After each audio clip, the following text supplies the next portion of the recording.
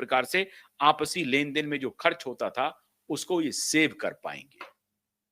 अब अब इस तरह का अगर मार्केट कैप $200 बिलियन का मार्केट कैप होगा, माफ कीजिएगा, $30 बिलियन ये बचा लेंगे और इसका मार्केट कैप वो धीरे-धीरे, धीरे-धीरे बढ़ता चला जाएगा। और अगर ब्रिक्स के देशों के बीच में इनका पेमेंट गेटवे प्लान कामयाब हुआ, तो जैसा मैंने आपको बताया कि G20 उसका फिर अगला निशाना होगा।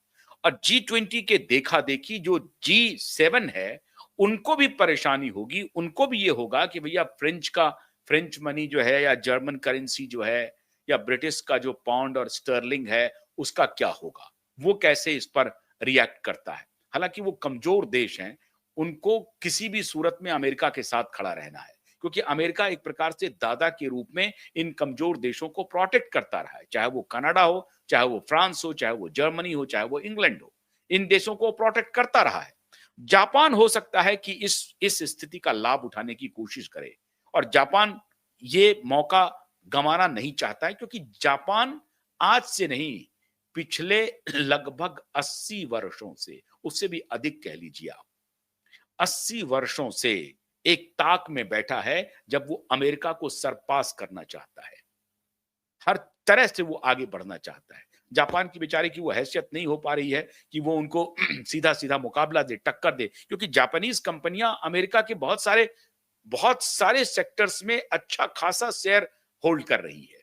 खाली ऑटोमोबाइल में भी अगर आप जाएं तो जापान की टोयोटा या जापान का होंडा बहुत अच्छा काम कर रही है अमेरिका में, एक और खास परसेंटेज वो शेयर बनाए हुए है अमेरिका में। ऐसे ही जापान की और भी जो कंपनी है टेक्नोलॉजी की, उनका भी अच्छा खासा शेयर है।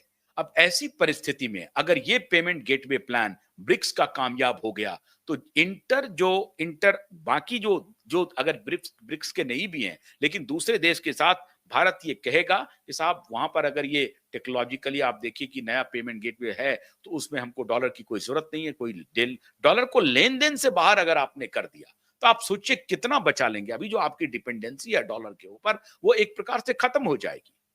और फिर आप कहेंगे कि नहीं, हम डॉलर को रिजर्व के रूप में, आपका परेशानी होती है कि हमारे रिजर्व के रूप में डॉलर कितना बचा हुआ है, क्योंकि अभी हम तेल के लिए डॉलर में करते हैं कारोबार।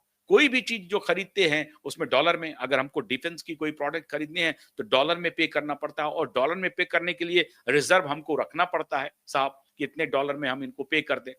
नहीं, हम अगर रुपए में पे करते हैं तो हमारे जो क्राइसिस है वो बढ़ती जा रही है। अभी 88 रुपीस के ऊपर हो गया है $1 की कीमत, उसको आप घटाने से रहे।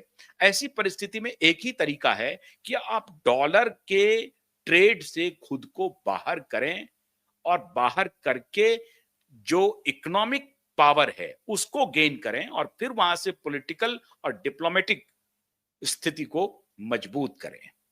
मोदी इस दिशा में कदम बढ़ा चुके हैं, और आप उम्मीद कीजिए अगर मोदी का ये प्लान कामयाब हो गया, तो ट्रंप के लिए खतरे की घंटी होगी, और ट्रंप इसको बर्दाश्त नहीं कर पाएंगे। और ट्रंप को मालूम है कि मोदी, जिनपिंग और पुतिन ब्रिक्स में कुछ करामात कर रहे हैं, और वो करामात है डॉलर को लेकर के।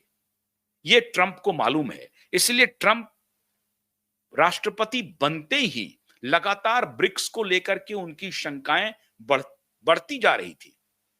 लगातार ट्रंप ये कहते रहे कि ब्रिक्स के जो देश हैं वो कुछ गड़बड़ कर रहे हैं, वो कुछ गड़बड़ कर रहे हैं। और गड़बड़ी क्या है? वो यही गड़बड़ी है कि अगर उन्होंने डॉलर को सरपास कर दिया, डॉलर को प्रचलन से ही बाहर कर दिया अपने देशों के बीच में लेन देन में, तो क्या स्थिति होगी। जैसा मैंने आपको बताया कि 31.5% का जीडीपी में स्टेक है, कंट्रीब्यूशन है। ये बड़ा कंट्रीब्यूशन है, ये इकोनॉमी को हिला देगा, वर्ल्ड इकोनॉमी को हिला देगा। और उसमें ये दुनिया की 3-4 बड़ी अर्थव्यवस्था है जो आर्थिक रूप से बड़ी कामयाब है और समृद्ध है। चाइना बहुत समृद्ध है, रूसिया समृद्ध है, भारत जो फोर्थ है अभी, वो थर्ड लार्जेस्ट इकोनॉमी बनने की कगार पर खड़ा है।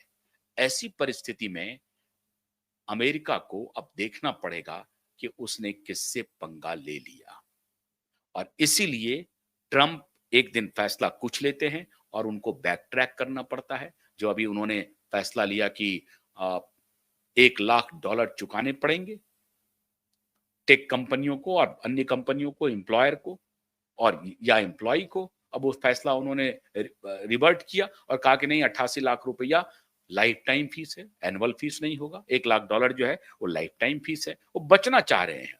अब ये भी फीस को उनको हटाना ही पड़ेगा। कोई दूसरा रास्ता नहीं है। वो चलेगा नहीं। लंबे समय तक ये नहीं चल सकता है। तो मोदी अपना मार्ग बना रहे हैं। आवश्यकता है कि अभी मजबूती से सरकार के साथ खड़े रहना और अपने सामर्थ्य को बार-बार, बार-बार देखना, ढूँढना और नए अपॉर्च्युनिटी